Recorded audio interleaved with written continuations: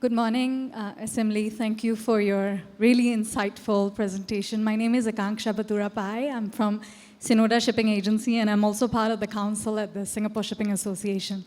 Likely, this is the highest level question I have ever asked, so thank you. I belong to the services industry in maritime and logistics, and we are truly facing a talent crunch to compete on the global scale and to have a very upskilled workforce is quite competitive for us.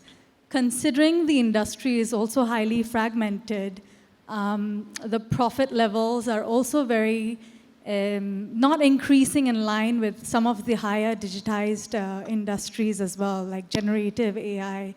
So we find ourselves losing workforce, frankly, to the gig economies and even to industries we never even anticipated competing with.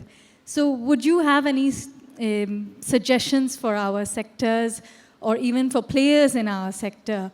This is a real problem we are facing on the ground. Thank you. I'm not very familiar with the details of the maritime logistics industry. I do know that the business of supplying the ships and doing the landward part of the work when ships pass through Singapore has been a challenging business for some time. As you say, it's fragmented. There's not enough technology being applied to it. There's not enough upgrading and consolidation being applied to it. I think MOT has been working on this, and MPA. I would defer to them to deal with the specific issues.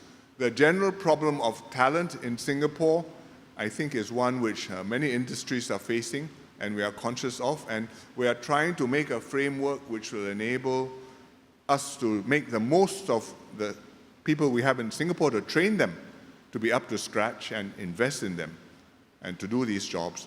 And also at the same time, to be able to bring in professionals who are qualified, who can contribute and complement our workforce, and therefore enable our economy to grow.